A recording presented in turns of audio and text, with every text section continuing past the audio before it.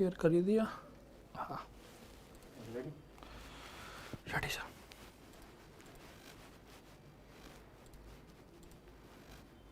Hello students, myself Ashish Kumar Sharma Apex एजुटेक के इस यूट्यूब चैनल पर आप सभी का हार्दिक स्वागत करता हूं, अभिनंदन करता हूं। एक बार जल्दी से सभी इस सेशन को शेयर कर दो बच्चों। अपने जितने भी व्हाट्सएप ग्रुप हैं, टेलीग्राम ग्रुप हैं, उनमें सेशन को शेयर कर दो।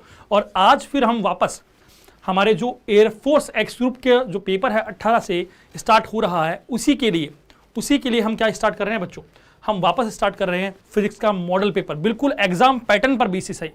एग्जाम पैटर्न में जैसे 25 क्वेश्चन आते हैं, जैसे जैसे टॉपिक वाइज क्वेश्चन आते हैं, जिस टॉपिक से जैसे जिस टाइप के क्वेश्चन बनते हैं, उसी टाइप के क्वेश्चन हमने करवा रखे हैं यहाँ पर। और ये जो पेपर है, जो अपन एग्जाम से पहले 7, 8, 10 मॉडल पेपर करेंगे, वो तुम्हारे एग्जाम के लिए बहुत ज़्यादा ही लाभदायक रहेंगे। ठीक है, तो क्या करना है बच्चों, जल्दी से पहले सेशन को शेयर कर दो और साथ में इन क्वेश्चनों का आंसर देना है तुम्हें। मैं चेक करता रहूंगा तुम्हारी तैयारी, तुम्हें चेक करनी है। 1 घंटे का मॉडल पेपर दे रहे हो तुम एक तरीके से, कि तुम्हारी तैयारी कितनी है, तुम कितने पानी में हो, कितने ऊपर हो। ठीक है, बिल्कुल एग्जाम पैटर्न पर पेपर है ये। सबसे पहले बात करें पहले क्वेश्चन से लेकर अपन स्टार्ट करते हैं बच्चों। पहला क्वेश्चन, समीकरण v = at + b / t + c में v किसी पिंड का वेग एवं t समय हो तो a, b एवं c की क्रमशः विमा होगी। हमें कहना है कि कोई इक्वेशन है v = at + b / t + c, इसमें a, b और c की विमा बतानी है, डायमेंशन बतानी है, जहां v वेलोसिटी है और t टाइम है। कौन सा रूल लगाना है बच्चों, रूल ऑफ होमोजेनिटी लगाना है, समांगता का नियम लगाना है। क्या लगाना है, समांगता का नियम लगाना है हमें। समांगता का नियम लगाओ और क्या करो बच्चों, समांगता का नियम लगाओ और क्वेश्चन सॉल्व करो। जल्दी जल्दी सॉल्व करो, जल्दी जल्दी सॉल्व करो और आंसर दो। ठीक है, जल्दी जल्दी सॉल्व करो, जल्दी जल्दी क्वेश्चंस के आंसर बताओ बच्चों कि क्या आंसर होंगे। अब ध्यान देना, सबसे पहले अगर अपन बात करें, हमें समीकरण दिया हुआ है v = at + b / t + c। हमने कहा समांगता का नियम क्या होता है, वह नियम जिसमें समीकरण में जितने भी पद होंगे, सभी पदों के मात्रक क्या होंगे, समान होंगे। और मात्रक समान तो विमा भी क्या होगी, समान होगी। मात्रक समान तो विमा भी समान होगी।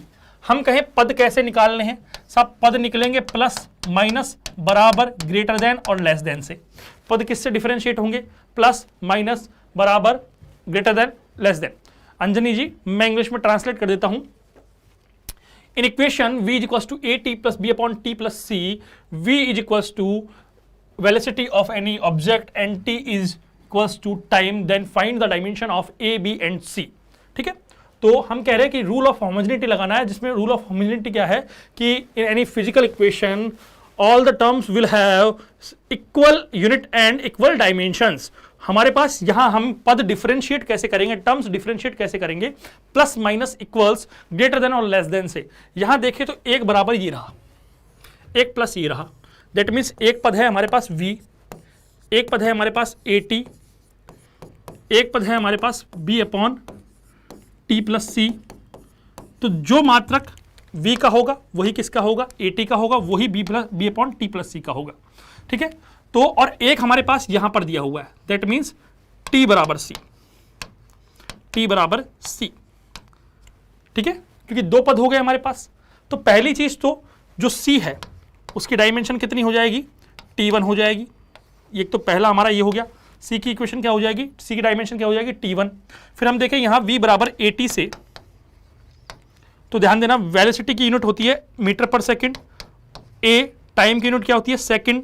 तो a बराबर क्या हो जाएगा, मीटर पर सेकंड स्क्वायर, और मीटर पर सेकंड स्क्वायर की डायमेंशन क्या हो जाएगी, L1 t - 2।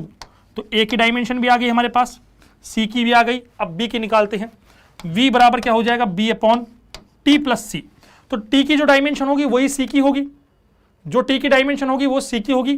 ठीक है, तो वेलोसिटी की यूनिट क्या होती है, मीटर पर सेकंड, बराबर b / टाइम की यूनिट क्या होती है, सेकंड। सेकंड से सेकंड क्या हो जाएगा, क्रॉस हो जाएगा, तो b की यूनिट क्या हो जाएगी, मीटर, और मीटर यूनिट है तो डायमेंशन क्या हो जाएगी, L1। क्या हो जाएगी, L1। तो यहां पर हम देखें तो a की डायमेंशन क्या है, L1 t - 2, L1 t - 2। ये t-2 है, और B की क्या हो जाएगी L1 और C की क्या हो जाएगी T1। तो आंसर क्या हो जाएगा, ऑप्शन सी आंसर हो जाएगा बच्चों हमारे पास। आंसर क्या हो जाएगा, ऑप्शन सी आ जाएगा। भुवन गढ़वाल जी, अगर फिजिक्स आती तो पता चलता आपको, ठीक है, क्योंकि आप आर्ट्स के स्टूडेंट हो, फालतू का इसमें समय बर्बाद मत करो, अपनी पढ़ाई पर ध्यान दो, ठीक है। तो समीकरण V बराबर AT plus B upon T plus C में V जो है वो क्या है, वेलोसिटी है। हमने रूल ऑफ होमोजेनिटी लगाया, समांगता का नियम लगाया, और उससे क्या हुआ, हमने क्या निकाला बच्चों, A, B और C की डायमेंशन निकाली। तो एक बार इस क्वेश्चन का स्क्रीनशॉट ले लो और फिर हम आगे बढ़ेंगे नेक्स्ट क्वेश्चन पर। जल्दी इस क्वेश्चन का स्क्रीनशॉट ले लो बच्चों, फिर नेक्स्ट क्वेश्चन पर बढ़ते हैं अपन, ठीक है। नेक्स्ट क्वेश्चन, एक पिंड का विस्थापन समय के घन के अनुक्रमानुपाती है। पिंड के त्वरण का परिमाण कह रहा है कि जो डिस्प्लेसमेंट है किसी भी पिंड का, डिस्प्लेसमेंट है किसी भी ऑब्जेक्ट का, वो टाइम के क्यूब के क्या है, प्रोपोर्शनल है। तो जो हमारा एक्सेलरेशन होगा, एक्सेलरेशन का मैग्नीट्यूड है ऑब्जेक्ट का, वो टाइम के साथ इंक्रीज होगा, डिक्रीज होगा, जीरो रहेगा या नन, ठीक है। Displacement of any object is proportional to, directly proportional to cube of time. Then magnitude of acceleration of object will increase with time, will decrease with time, will remains constant और zero. Option D none of these। तो ध्यान देना, कह रहा है कि जो विस्थापन है वो समय के क्यूब के समानुपाती है। समानुपाती हटाने के बाद हम क्या लगाते हैं, एक नियतांक लगाते हैं। मैंने नियतांक मान लिया। हम कहें वेलोसिटी, वेलोसिटी क्या होता है, dx अपॉन dt होता है बच्चों, dx अपॉन dt होता है। मतलब इसका क्या कर दो, डिफरेंशिएशन कर दो। राजेंद्र नायक, हाय सर, झुंझुनू से, बिल्कुल आपका स्वागत है। अगर इसका डिफरेंशिएशन करूँ तो भाई नियतांक का डिफरेंशिएशन तो क्या के की रह जाएगा, और क्यूब को आगे ले आऊं मैं तो ये क्या हो जाएगा 3t²। तो क्या हो जाएगा 3kt²। ये क्या हो जाएगी वेलोसिटी। और एक्सेलरेशन क्या होता है, dv अपॉन dt होता है। dv अपॉन dt मतलब वेलोसिटी का भी क्या कर दो, डिफरेंशिएशन। तो क्या हो जाएगा 3k तो कांस्टेंट है, ऐसे कैसे, इंटू 2 कहाँ जाएगा आगे 2t, तो क्या हो जाएगा 6kt। क्या हो जाएगा बच्चों 6kt। अब जो एक्सेलरेशन है वो आया 6kt। 6k कांस्टेंट है तो मैं a प्रोपोर्शनल टू t लिख सकता हूं क्या। दैट मीन्स अगर t बढ़ेगा तो एक्सेलरेशन बढ़ेगा, मतलब त्वरण जो है वो समय के साथ क्या होगा बच्चों, बढ़ेगा। मनीष पांडे, बहुत बढ़िया। Option A, option A answer होगा, समय के साथ इंक्रीज होगा, समय के साथ बढ़ रहा है, समय के साथ बढ़ रहा है। तो एक बार स्क्रीनशॉट ले लो उसका। एग्जाम टाइम आ चुका है अपना, 6-7 दिन बाद एग्जाम है, तो जम लगा के मेहनत करनी है अपने को। इस टाइम पे फालतू की चीजों पर ध्यान ना देकर केवल पढ़ाई पर ध्यान देना है अपने को, ठीक है। एक बार स्क्रीनशॉट ले लो इसका, फिर आगे बढ़ेंगे नेक्स्ट क्वेश्चन पर। एक कण का त्वरण a समय के साथ समीकरण a बराबर bt के अनुसार बढ़ता है। कह रहा है कि जो त्वरण है वो a बराबर bt के अनुसार बढ़ता है, ठीक है। b क्या है, नियतांक है, t क्या है, समय है। यदि कण का प्रारंभिक वेग, यदि कण का प्रारंभिक वेग v0 है तो t समय में कण का विस्थापन होगा, t समय में कण का विस्थापन होगा। तो ध्यान देना, विकास जाखड़ जी, बिल्कुल सर, विकास जी बिल्कुल। अच्छा, अगर हम बात करें a बराबर bt है हमारे पास और प्रारंभिक वेग v0 है, तो देखो विस्थापन पूछ रहा है। क्या पूछ रहा है, विस्थापन। अब विस्थापन क्या होगा, पहले तो प्रारंभिक विस्थापन क्या होगा, प्रारंभिक विस्थापन क्या होता है, वेग इंटू समय। प्रारंभिक विस्थापन क्या होगा, वेग इंटू समय। वेग कितना है v0 और समय कितना है t। तो पहले तो x0 बराबर क्या हो गया v0t। फिर दूसरा त्वरण के कारण विस्थापन, दूसरा किसी कारण, त्वरण के कारण। तो a बराबर bt दिया हुआ है, तो हमारे पास v क्या हो जाएगा, v एक्सेलरेशन का adt हो जाएगा, adt हो जाएगा। और adt कर दूं दैट मीन्स bt dt कर दूं मैं, और bt dt कर दूं मतलब bt²/2 हो जाएगा, इंटीग्रेशन कर दूं तो। और x क्या होता है, vdt होता है, x क्या होता है vdt, दैट मीन्स bt²/2 का भी क्या कर दूं मैं, क्या कर दूं बच्चों, इसका भी क्या कर दूं, इंटीग्रेशन कर दूं। प्रवीण जी गुड आफ्टरनून, बिल्कुल। तो इसका जो इंटीग्रेशन होगा वो क्या होगा, b/2 t³/3, that means bt³/6। ये हमारा क्या आ गया, बाद का विस्थापन। तो टोटल विस्थापन x बराबर क्या हो जाएगा, इनिशियल विस्थापन v0t प्लस त्वरण के कारण 1/6 bt³।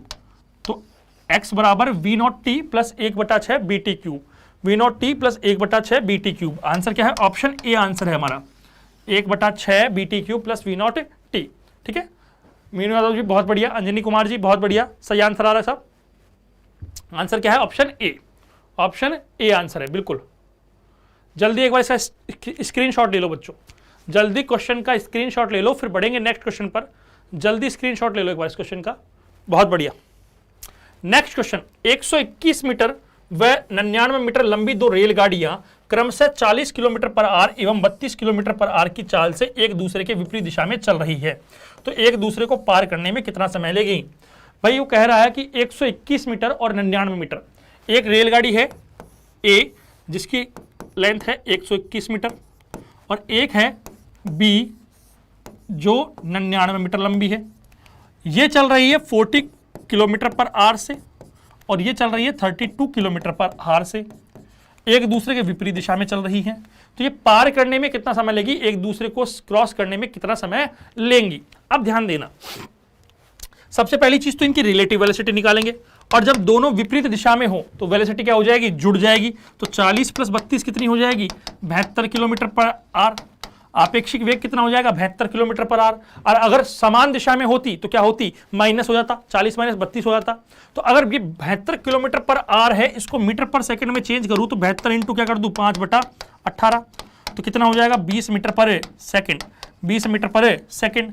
अब हमें क्या पूछ रहा है, समय पूछ रहा है, और समय बराबर क्या होता है, दूरी बटा चाल, दूरी बटा चाल या वेग, ठीक है।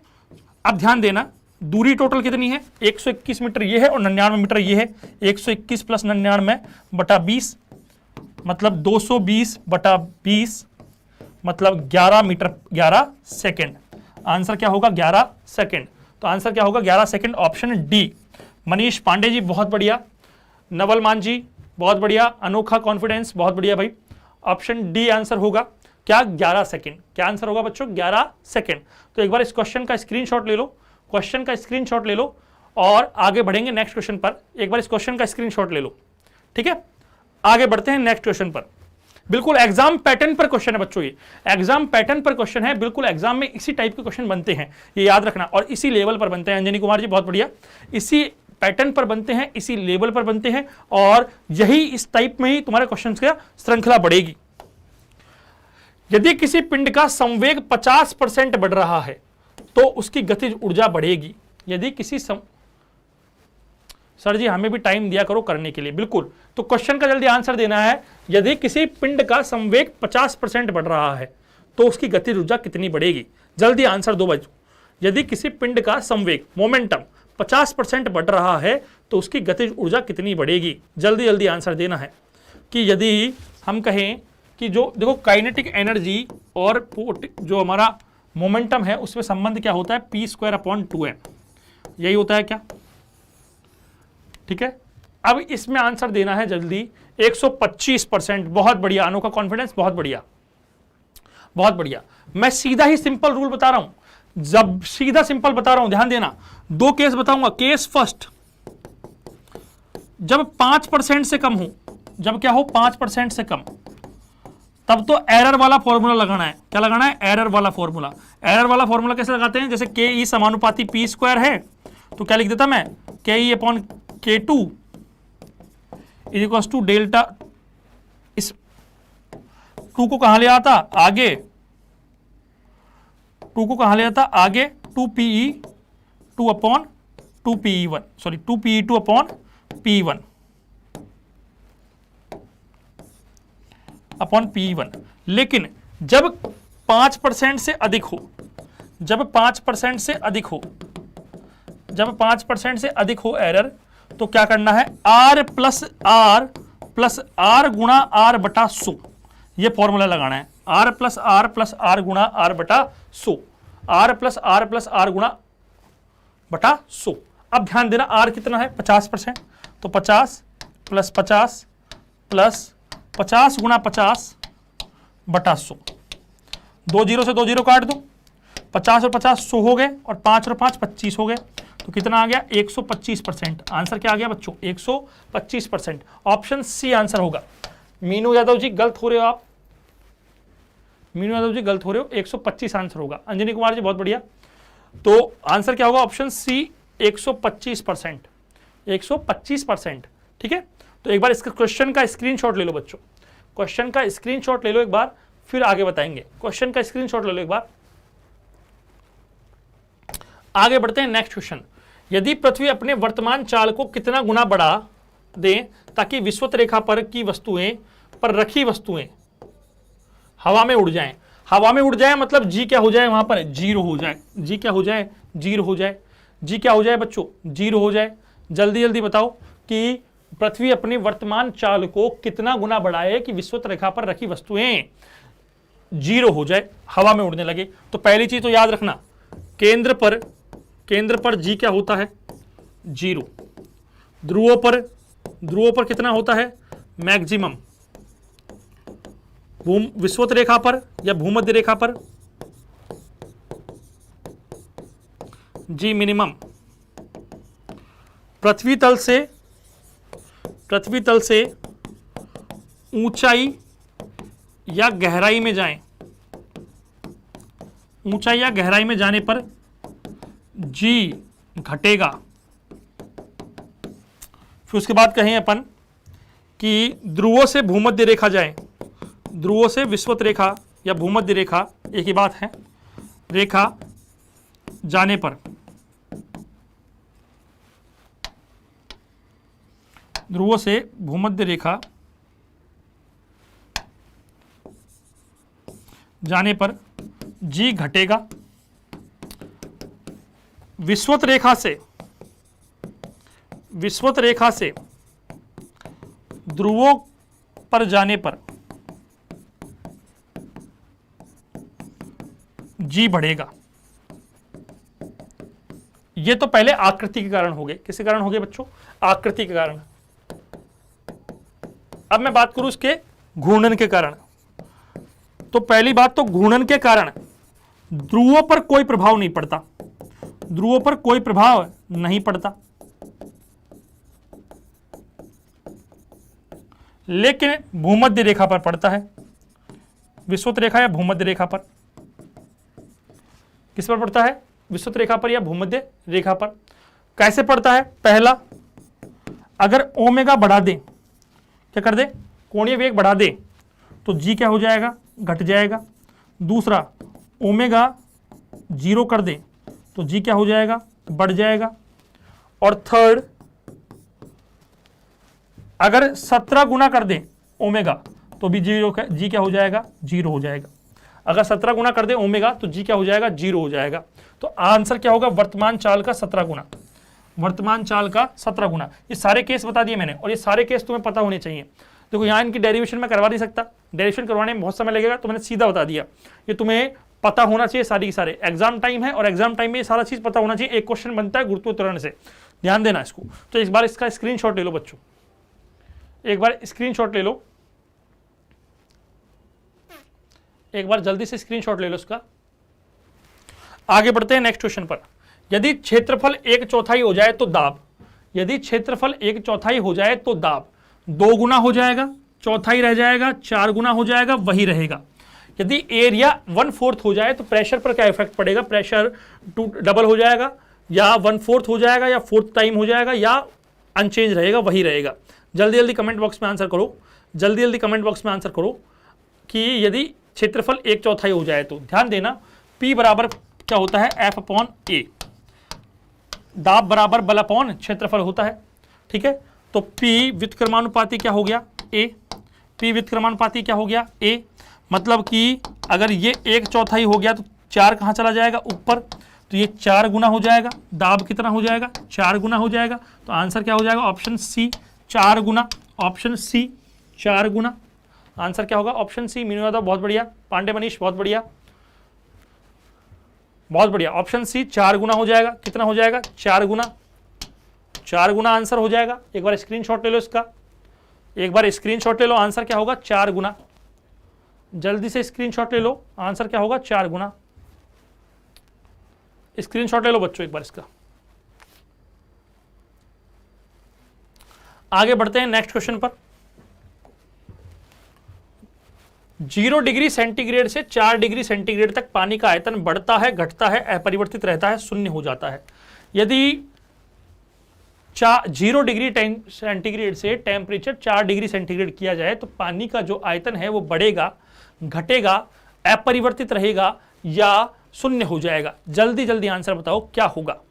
क्या आंसर होगा कि पानी का जो आयतन है वो बढ़ जाएगा, घट जाएगा, अपरिवर्तित रहेगा या शून्य हो जाएगा? जल्दी जल्दी आंसर बताओ बच्चों, क्या आंसर होगा, क्या आंसर होगा इसका?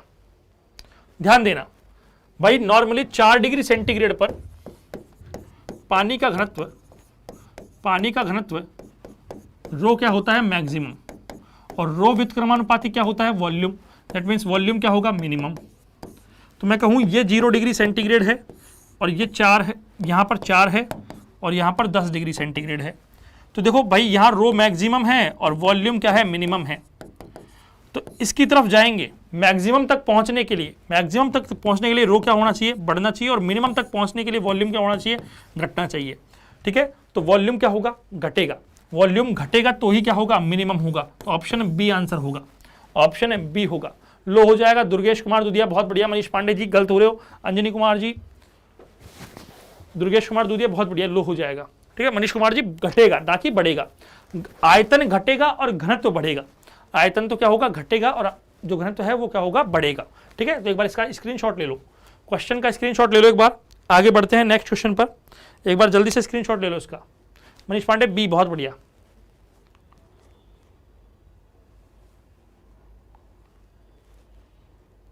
जयपाल कौन है सर ये?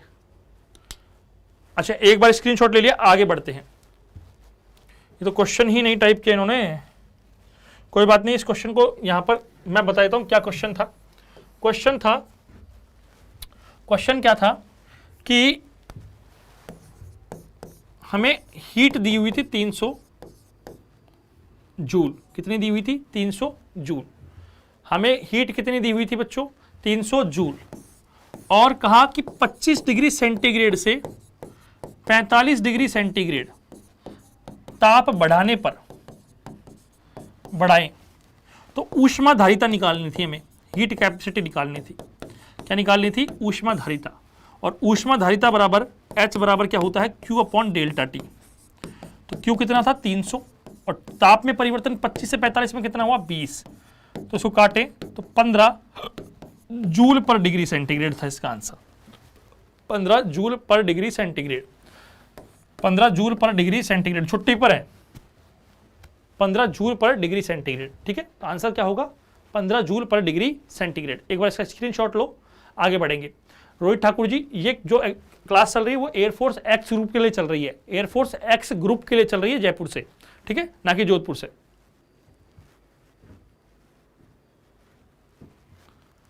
अच्छा, ध्यान देना, एक बार इसका स्क्रीनशॉट ले लो, फिर आगे बढ़ेंगे। एक वस्तु 5 मिनट में 85 डिग्री सेंटीग्रेड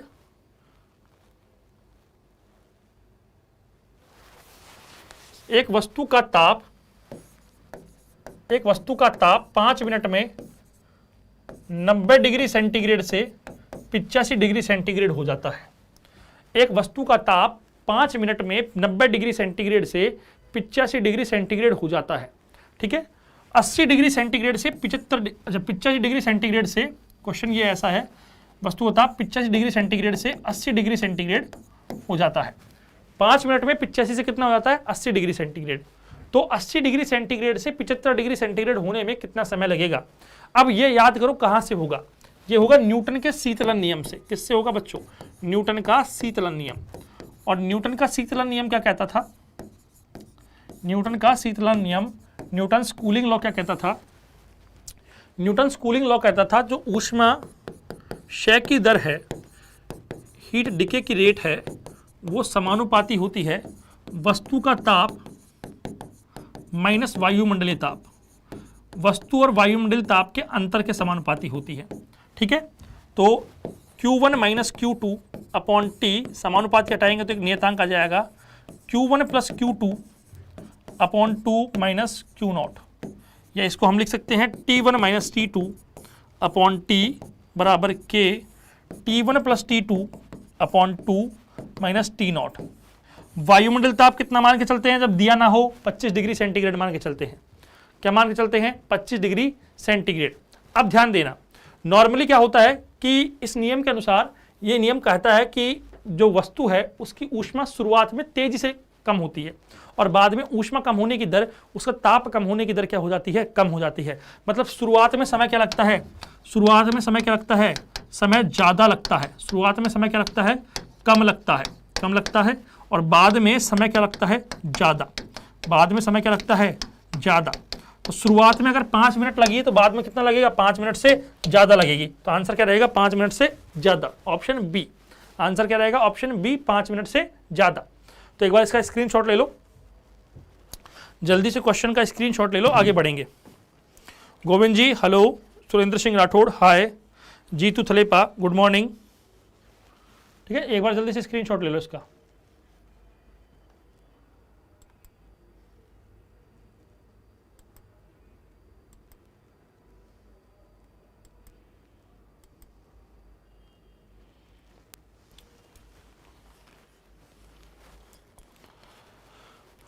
अब ध्यान देना बच्चों, नेक्स्ट क्वेश्चन पे चलते हैं अपन। नेक्स्ट क्वेश्चन है, उत्पन्न ऊष्मा का परिमाण किए गए कार्य के समतुल्य होता है।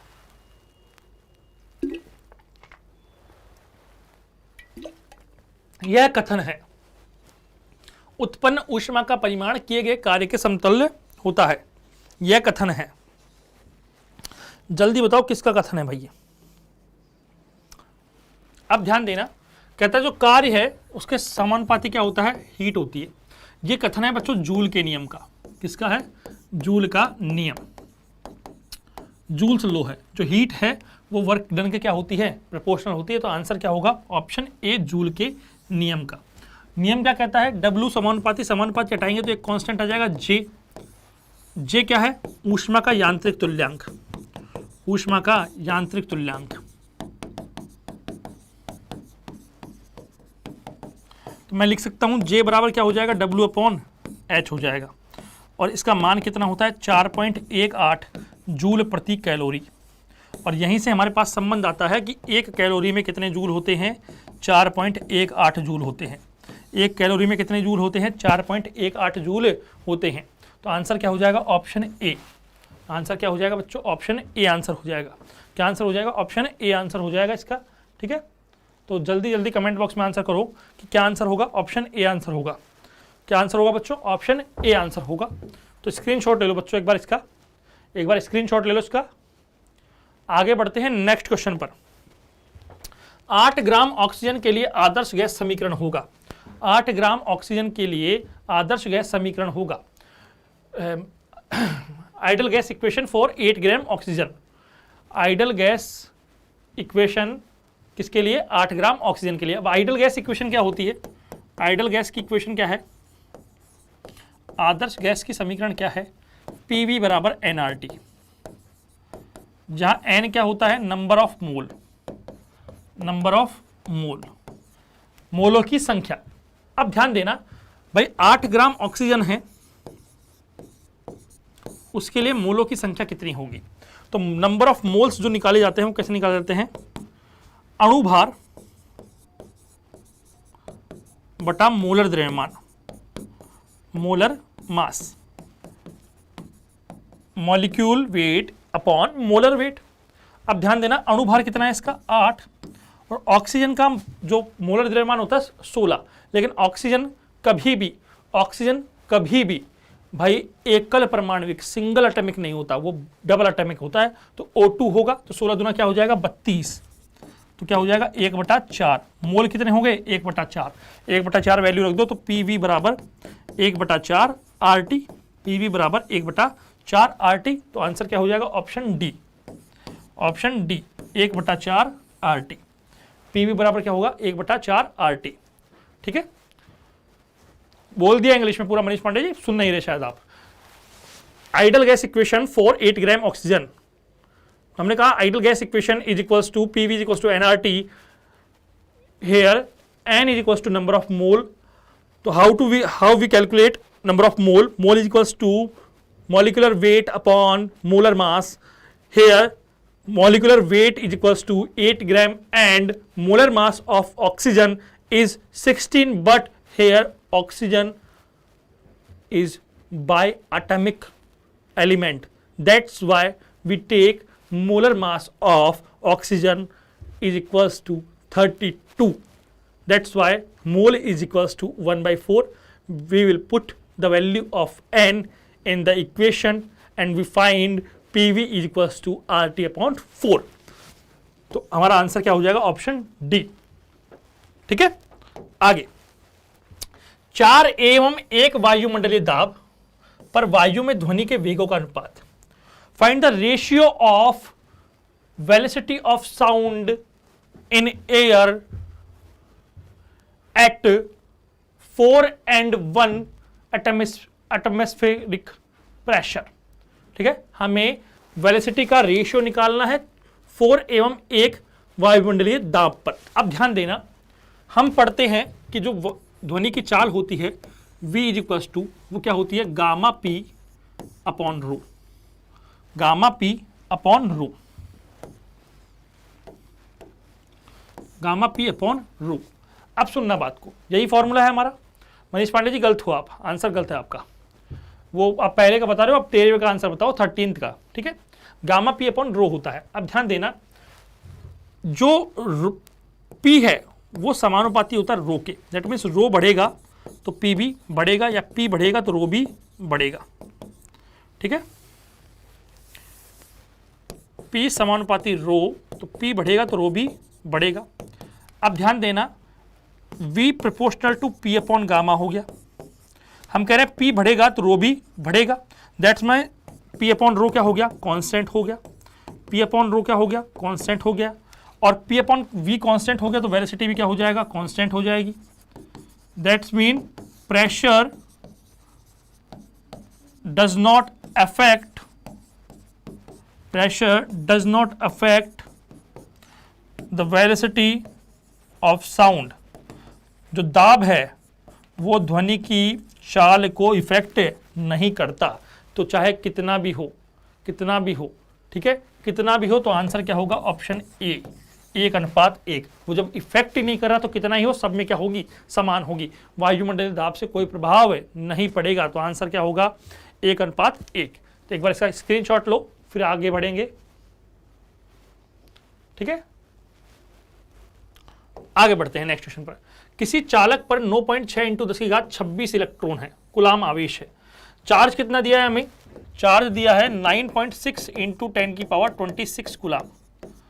तो कितने इलेक्ट्रॉन चालक से हटाए गए? हमें निकालना है number of electrons, number of electrons निकालने हैं।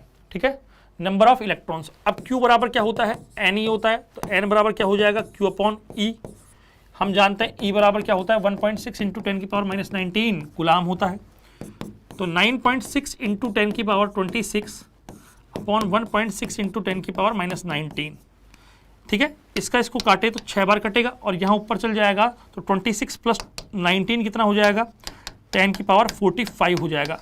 तो 6 × 10⁻45 इलेक्ट्रॉन। कितने बच्चों? 6 × 10⁻45 इलेक्ट्रॉन। ऑप्शन बी आंसर होगा, ऑप्शन बी आंसर होगा। 6 × 10⁻45 आंसर होगा। कितने बच्चों? कितना होगा? 6 × 10⁻45, ऑप्शन बी। तो एक बार स्क्रीनशॉट ले लो क्वेश्चन का। क्या कर लो? क्वेश्चन का स्क्रीनशॉट ले लो जल्दी से, क्वेश्चन का स्क्रीनशॉट ले लो। क्या आंसर होना चाहिए? ले लिया स्क्रीनशॉट। आगे बढ़ते हैं नेक्स्ट क्वेश्चन पर। आवेशित खोखले गोलाकार चालक के केंद्र पर विद्युत क्षेत्र एवं विभव दोनों ही शून्य होते हैं। विभव शून्य होता है, विद्युत क्षेत्र नहीं। विद्युत क्षेत्र शून्य होता है, विभव नहीं। दोनों ही शून्य नहीं होते। ध्यान देना, अगर मैं बात करूं खोखले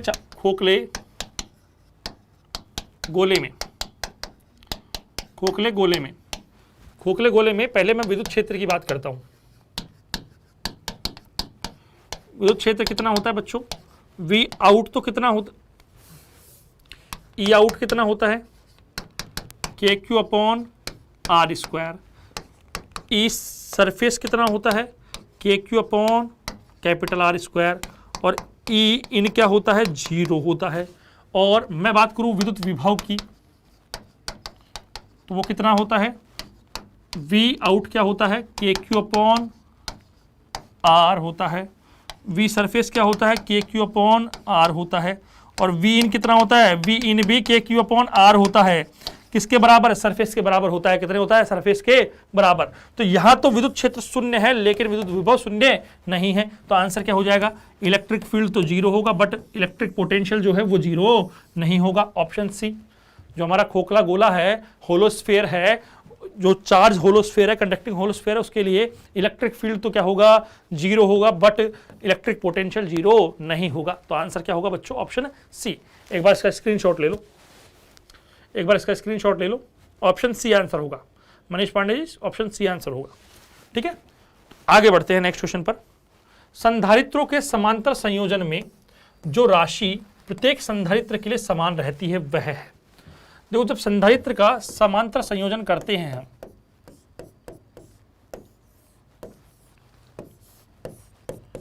ये हमने कहा C2 ये C1, यहां V और यहां चार्ज जा रहा है, ये Q1 हो गया, ये Q2 हो गया। तो पहली चीज तो इसमें कौन सा लॉ लगता है? Charge conservation. चार्ज कंजर्वेशन, आवेश संरक्षण। दूसरा, समांतर क्रम में, पैरेलल में वोल्टेज हमेशा क्या रहता है? नियत रहता है, कांस्टेंट रहता है। तो आंसर तो क्या हो गया? विभवांतर, ऑप्शन सी। ऑप्शन सी। लेकिन अब ध्यान देना कैसे निकालते हैं इसको। मैं लिख दूं Q बराबर Q1 प्लस Q2 और Q बराबर क्या होता है? CV होता है। तो CV बराबर C1V प्लस C2V। तो C बराबर क्या हो जाएगा? C1 plus C2। ये पैरेलल में होता है। और अगर सीरीज में पूछता, किस में पूछता बच्चों? सीरीज में, श्रेणी क्रम में, तो उसमें क्या होगा?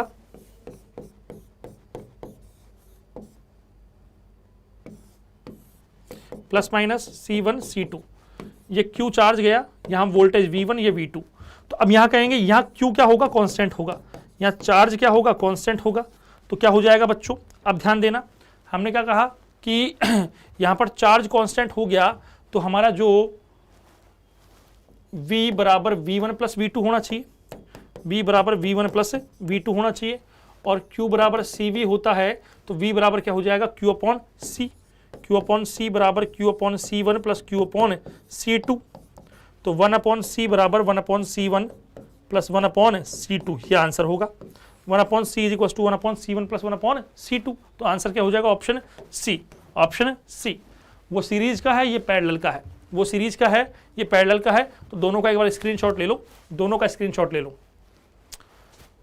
आगे बढ़ते हैं आज के नेक्स्ट क्वेश्चन पर। अपन, हमारा नेक्स्ट क्वेश्चन क्या है बच्चों?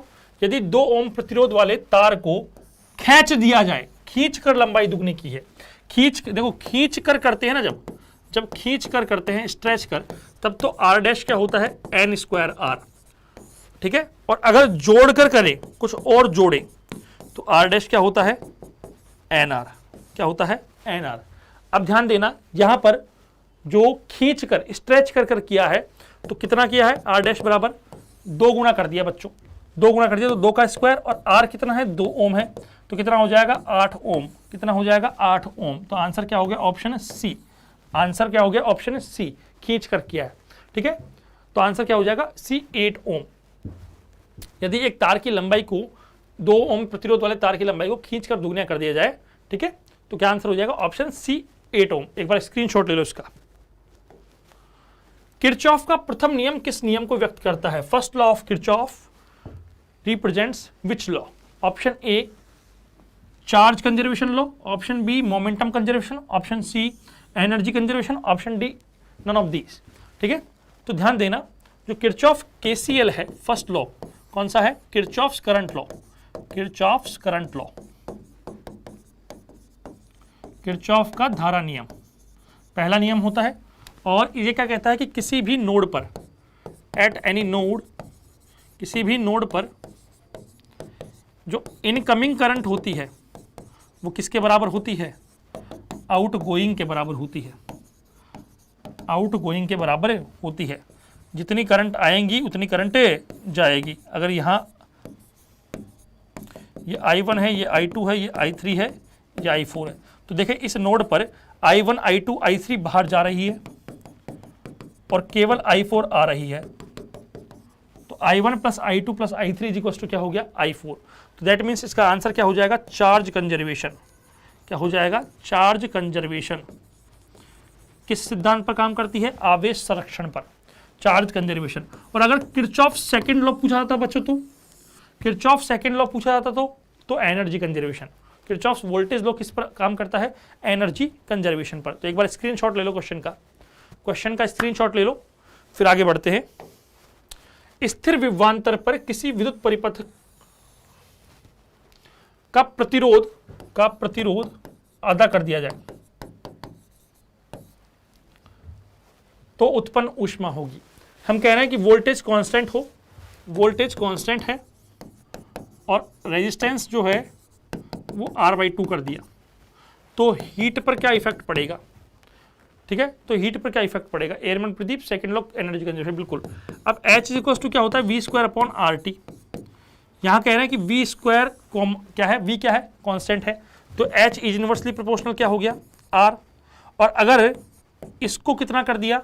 आधा कर दिया, तो ये 2 कहां चला जाएगा? ऊपर, तो 2H हो जाएगी, दैट मीन्स 2 गुनी। ऑप्शन बी 2 गुनी, डबल हो जाएगी। हीट कितनी हो जाएगी? डबल हो जाएगी। ठीक है, हीट क्या हो जाएगी? डबल। सुन नहीं रहे मनीष जी, मैं इंग्लिश में एक बार ही बोल रहा हूं, यहां पर बार बार नहीं बोलते। ठीक है, कि if voltage is constant and resistance of electric circuit is how, then generated heat will be doubled. ठीक है, तो आंसर क्या हो गया? ऑप्शन बी 2 गुनी। एक बार स्क्रीनशॉट ले लो इसका। Next question, which of the following does not exist? निम्नलिखित में से किसका अस्तित्व नहीं है?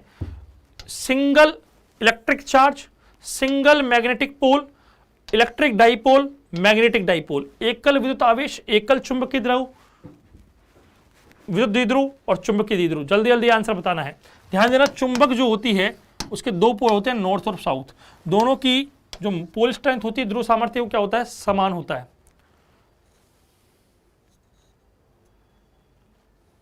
अच्छा, अगर बात करें, इसको मैं काट भी दूं बीच में से, तो भी चुंबक के कितने पोल ध्रुव बन जाएंगे? 2 ध्रुव हो जाएंगे। तो ये याद रखना, एकल ध्रुव की चुंबक कभी भी पॉसिबल नहीं होती। एकल ध्रुव की चुंबक कभी भी पॉसिबल नहीं होती। तो आंसर क्या होगा? Option A, sorry option B, एकल चुंबकीय ध्रुव। शरद पाठक जी, एक आंसर दो। ऑप्शन बी क्या आंसर होगा? ऑप्शन बी, एकल चुंबकीय ध्रुव। स्क्रीनशॉट ले लो इसका एक बार बच्चों, स्क्रीनशॉट ले लो क्वेश्चन का। नेक्स्ट क्वेश्चन, विद्युत चुंबकीय प्रेरण में कुंडली में प्रेरित आवेश निर्भर नहीं करता है फ्लक्स परिवर्तन पर, समय पर, परिपथ के प्रतिरोध पर।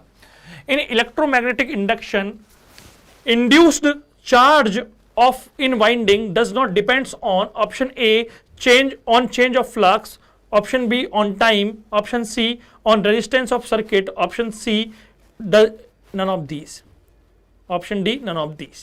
ठीक है, जल्दी जल्दी आंसर दो। अब ध्यान देना, जो इलेक्ट्रोमैग्नेटिक इंडक्शन है उसमें E बराबर क्या होता है? NdΦ/dt होता है, NdΦ/dt होता है। फिर I बराबर क्या हो जाएगा? E/R, that means N/R dΦ/dt। फिर Q क्या हो जाएगा? Q बराबर क्या होता है? Idt होता है, तो N/R dφ हो जाएगा। अब ये बताओ, N तो क्या है? N तो क्या है? Number of turns. R क्या है? रेजिस्टेंस है, और dφ क्या है? Change in flux. तो बताओ किस पर डिपेंड नहीं कर रही? किस पर डिपेंड नहीं कर रही? तुम्हारे सामने सब कुछ है। किस पर डिपेंड नहीं कर रही? टाइम पर डिपेंड नहीं कर रही। किस पर डिपेंड नहीं कर रही बच्चों? टाइम पर डिपेंड नहीं कर रही। और किस पर नहीं कर रही? Rate of change of flux. Rate of change of flux, देखो rate of change of flux पे भी डिपेंड नहीं करता। Rate of change of flux, flux में परिवर्तन की दर क्या होती है? dφ/dt, dφ/dt। ठीक है, तो आंसर क्या हो जाएगा? ऑप्शन बी हो जाएगा यहां पर, समय पर। ठीक है, तो एक बार स्क्रीनशॉट ले लो इसका, स्क्रीनशॉट ले लो एक बार इसका, जल्दी आगे बढ़ेंगे। अच्छा, आगे नेक्स्ट क्वेश्चन में चलते हैं। अनुनाद की स्थिति में धारा एवं वोल्टेज के मध्य कलांतर होगा। In the condition of resonance, phase difference between electric current end voltage. In the condition of resonance, phase difference between electric current end voltage. ठीक है, तो देखो जो रेजोनेंस की कंडीशन है, रेजोनेंस में एक्सएल बराबर क्या हो जाता है एक्सी, और जेड बराबर क्या होता है under root R square plus XL minus XC का होल स्क्वायर। यही होता है क्या इम्पिडेंस, इम्पिडेंस यही होता है क्या। तो जेड बराबर अंडर रूट, ये दोनों बराबर हो जाएंगे तो ये 0 हो जाएगा, तो जेड बराबर क्या आ जाएगा आर आ जाएगा। जेड बराबर क्या आ जाएगा इम्पिडेंस क्या आ जाएगा आर आ जाएगा, और आर आ जाएगा दैट मीन्स ये केवल ओनली रेजिस्टेंस सर्किट बन जाएगा, ओनली रेजिस्टेंस सर्किट बन जाएगा, जिसमें वोल्टेज केवल V बराबर आई आर से जनरेट होगा। किससे, V बराबर आई आर से। दैट मीन्स इनके मध्य कलांतर क्या होगा 0 डिग्री। क्यों, देखो भाई अगर मैं बात करूं किसमें केवल R में, उसमें कितना होता है 0 डिग्री। अगर मैं L में बात करूं तो 90 डिग्री लैग। मैं बात करूं C में, अच्छा लैग करता है, जो करंट है वो लैग करता है, इसमें π/2 लीड करता है। ठीक है, ध्यान रखना इस बात को। तो आंसर क्या हो जाएगा 0, आंसर क्या हो जाएगा 0। तो एक बार स्क्रीनशॉट ले लो क्वेश्चन का, आंसर क्या हो जाएगा 0। आगे बढ़ते हैं। For any metal work function, the value of work function in electronic volt when daily wavelength is 500 newton metre, when daily wavelength is 500 newton metre. ठीक है, हमें किसी भी धातु के लिए कार्यफलन का मान निकालना है जब दहली तरंग दैर्ध्य 500 न्यूटन मीटर हो। अब ध्यान देना कैसे निकालते हैं। हम कहते हैं कि work function W is equal to H mu naught या hc अपॉन लैम्डा। हम जानते हैं h क्या होता है, प्लांक कांस्टेंट होता है, प्लांक्स कांस्टेंट, जिसकी वैल्यू कितनी होती है 6.6 इंटू 10 की पावर -34 जूल सेकेंड। मैं बात करूँ c, स्पीड ऑफ लाइट है in vacuum, speed of light in vacuum कितनी 3 इंटू 10 की पावर 8 मीटर पर सेकेंड, और लैम्डा कितना दिया है हमें 500 नैनो मतलब 10 की पावर -9 मीटर। ठीक है, और यहाँ पर आंसर आएगा जूल में, यहाँ पर आंसर किस में आएगा जूल में। तो पहले 6.6 इंटू 10 की घात -34 इंटू 3 इंटू 10 की घात 8 बटा 500 इंटू 10 की घात -9, तो 2 0 और ये -7, ये -9 तो कितना हो जाएगा -7 हो जाएगा, -7 ऊपर जाएगा तो 15, 15 में से 34 में से 15 गया तो कितना हो गया बच्चों, 34 में से 15 बचा तो कितना हो, 34 में से 15 गया तो किसमें कितना हो जाएगा बच्चों, 34 में से 15 गया तो कितना बचेगा 19 बचेगा, 10 की पावर -19। ठीक है, कोई दिक्कत नहीं है। अच्छा मैं इसको 5 को इससे काटूं तो 5 एकम 5, 1 5 दिया 15, और इसको काटूं तो 3.9, तो ये हमारे पास कार्य फंक्शन कितना आ गया 3.9 इंटू 10 की पावर -19 जूल आ गया। क्या आ गया बच्चों, जूल आ गया। अब इस जूल को किस में बदलना है, इलेक्ट्रॉन वोल्ट में बदलना है। और ध्यान देना जूल को इलेक्ट्रॉन वोल्ट में कैसे बदलते हैं, किससे भाग दे दो 1.6 इंटू 10 की पावर -19 से भाग दे दो, डिवाइड कर दो, तो 3.9 इंटू 10 की पावर -19 बटा 1.6 इंटू 10 की पावर -19, -19 से -19 कट गया, इसका भाग दो तो 32 7 और 2.4 5 कुछ, तो आंसर क्या आ जाएगा 2.5 इलेक्ट्रॉन वोल्ट। कितना आ जाएगा 2.5 इलेक्ट्रॉन वोल्ट। अगर हम इसका भाग दे तो आंसर क्या आ जाएगा 2.5 इलेक्ट्रॉन वोल्ट। भाई 6 बचा, फिर 16 48, ठीक है, इस प्रकार बढ़ता जाएगा तो आंसर क्या आ जाएगा 2.45 आ रहा है, तो 2.5 इलेक्ट्रॉन वोल्ट क्या हो जाएगा, आंसर हो जाएगा ऑप्शन बी। एक बार जल्दी से स्क्रीनशॉट ले लो इस क्वेश्चन का। आगे बढ़ते हैं। किसी तत्व के समस्थानिकों के नाभिकों में अवश्य है, समस्थानिक मतलब isotopes, isotopes in isotopes of any element क्या क्या होगा, आइसोटॉप्स में क्या होता है बच्चों, आइसोटॉप्स में एटॉमिक नंबर जेड, परमाणु क्रमांक समान होते हैं, इक्वल होते हैं, परमाणु द्रव्यमान क्या होते हैं, भिन्न होते हैं, एटॉमिक मास क्या होता है, भिन्न होता है। जेड समान है तो प्रोटॉन और इलेक्ट्रॉन क्या होंगे, समान होंगे, नंबर ऑफ प्रोटॉन और नंबर ऑफ इलेक्ट्रॉन क्या होंगे बच्चों, समान होंगे। अगर नंबर ऑफ इलेक्ट्रॉन इक्वल है तो इलेक्ट्रॉनिक कॉन्फ़िगरेशन जो होगा, हमारा इलेक्ट्रॉनिक कॉन्फ़िगरेशन जो है वो क्या होगा, वो इक्वल होगा, इलेक्ट्रॉनिक कॉन्फ़िगरेशन क्या होगा, इक्वल होगा। और अगर जेड इक्वल है तो इनका जो केमिकल प्रॉपर्टीज होंगी, रासायनिक गुण जो होंगे वो भी क्या होंगे बच्चों, इक्वल होंगे। केमिकल प्रॉपर्टीज भी क्या होंगे, इक्वल होंगे। लेकिन अगर मैं बात करूं परमाणु द्रव्यमान भिन्न है, तो ऑब्वियस सी बात है इनका न्यूट्रॉन के नंबर जो होंगे वो भी भिन्न होंगे, और साथ में इनकी जो फिजिकल प्रॉपर्टीज होंगी, भौतिक गुण जो होंगे वो भी क्या होंगे, अलग होंगे, भिन्न होंगे। तो यहां पर हमारे पास क्वेश्चन है, in the nucleus of isotopes of any element, neutron की समान संख्या, इक्वल नंबर ऑफ न्यूट्रॉन, नहीं, हमने कहा न्यूट्रॉन तो क्या होते हैं, भिन्न होते हैं।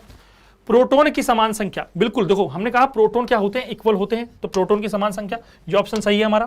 प्रोटॉन एवं न्यूट्रॉन की समान संख्या, प्रोटॉन की तो होती है लेकिन न्यूट्रॉन की नहीं होती, तो ये ऑप्शन भी क्या हो गया, गलत। और ऑप्शन डी, इनमें से कोई नहीं, तो आंसर क्या हो जाएगा बच्चों हमारा, ऑप्शन बी, प्रोटॉन की समान संख्या, इक्वल नंबर ऑफ प्रोटॉन। क्योंकि समस्थानिक में क्या क्या होता है, परमाणु क्रमांक समान होते हैं, प्रोटोनों की संख्या समान होती है, इलेक्ट्रॉनों की संख्या समान होती है, इलेक्ट्रॉनिक विन्यास समान होता है और रासायनिक गुण समान होते हैं, तथा परमाणु द्रव्यमान भिन्न होते हैं, न्यूट्रॉनों की संख्या और भौतिक गुण भी क्या होते हैं, भिन्न होते हैं। सड़की कुमार जी ए गलत हो रहा है साहब, मनीष पांडे बहुत बढ़िया, सी, मनीष पांडे सी गलत है साहब आपका, और एटॉमिक नंबर सेम होता है लेकिन आंसर सी नहीं है यहाँ पर, क्योंकि सी में न्यूट्रॉन की संख्या भी दी हुई है, क्या दी हुई है बच्चों, न्यूट्रॉन की संख्या भी दी हुई है। तो एक बार इसका स्क्रीनशॉट लो क्वेश्चन का, ताकि अपन आज के हमारे लास्ट क्वेश्चन पर बढ़े, जल्दी से स्क्रीनशॉट ले लो एक बार, ठीक है। आगे बढ़ते हैं। 500 केल्विन पर शुद्ध सिलिकॉन में, ऐसा ही क्या है यहां पर, सिलिकॉन में इलेक्ट्रॉनों की सांद्रता Ne जो है वो कोटरों की सांद्रता, मतलब होल्स की जो कॉन्सेंट्रेशन है उसके बराबर है।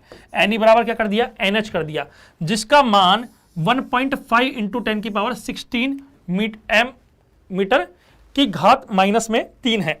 अब ध्यान देना, ये Ni square is equal to क्या होता है, Ne इंटू NH, और हमें Ni स्क्वायर कितना दिया है बच्चों, 1.5 इंटू 10 की पावर 16 m की घात -3।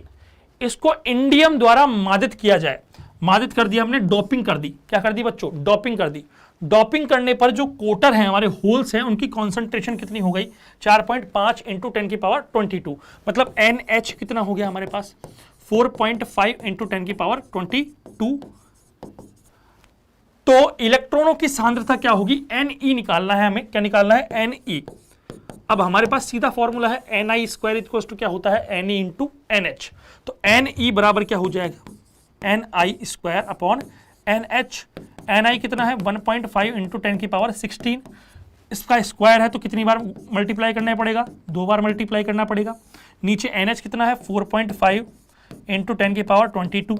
देखो इसको इससे काटे, कितनी बार कट गया, 3 कट गया, 16 और 16 कितना हो गया, 32, 32 में से 22 गए तो कितने बचे बच्चों, यहाँ पर 1.5/3, और 32 में से 22 गए तो हमारे पास 10 की पावर 10 बची।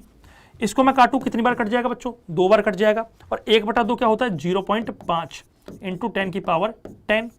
0.5 को अगर मैं 5 लिखूं तो एक 10 की पावर उधर से निकल जाएगी, तो 5 इंटू 10 की पावर 9 m-3, यही आएगा क्या, 5 इंटू 10 की पावर 9 क्या होगा बच्चों, आंसर होगा। तो आंसर क्या है हमारा, ऑप्शन बी, 5 इंटू 10 की पावर 9, 5 इंटू 10 की पावर 9। हमें क्या करना था, केवल हमें इलेक्ट्रॉनों की जो कॉन्सेंट्रेशन है और होल्स की कॉन्सेंट्रेशन है उन दोनों का मल्टीप्लिकेशन करना था, और जो हमारी उससे क्या होगी, Ni निकल जाएगी। Ni हमें पहले ही दी हुई थी, तो हमने कहा भाई NH दे दिया, तो हमें निकालना केवल क्या था, इलेक्ट्रॉन्स की कॉन्सेंट्रेशन निकालनी थी, ठीक है। तो बच्चों एक बार और देख लो, आपने बताया आइसोटॉप्स में प्रोटॉन इलेक्ट्रॉन समान, हाँ बिल्कुल, आइसोटॉप्स में प्रोटॉन और इलेक्ट्रॉन समान होते हैं मनीष पांडे जी, बिल्कुल समान होते हैं आइसोटॉप्स में ना, कोई दिक्कत नहीं है, और न्यूट्रॉन्स अलग होते हैं, ठीक है। अच्छा अब बात सुनना बच्चों, आज जो हमने क्वेश्चन किए हैं ये क्वेश्चन जो है वो बिल्कुल हमारे एयरफोर्स के एग्जाम पैटर्न पर है, जो 18 तारीख से पेपर स्टार्ट हो रहा है उसी पैटर्न पर है, बिल्कुल एग्जाम के लेवल पर है, और ये क्वेश्चन बिल्कुल उसी पैटर्न पर बनाए गए हैं और उसी पैटर्न पर सॉल्व करवाए गए हैं जो तुम्हारे एग्जाम के लिए बहुत ज़्यादा उपयोगी हो। तो इस वीडियो को शेयर करना है, तुम्हें लाइक करना है और चैनल को सब्सक्राइब करना है। तो आज के लिए यहीं पर धन्यवाद, बहुत बहुत आपका आभार।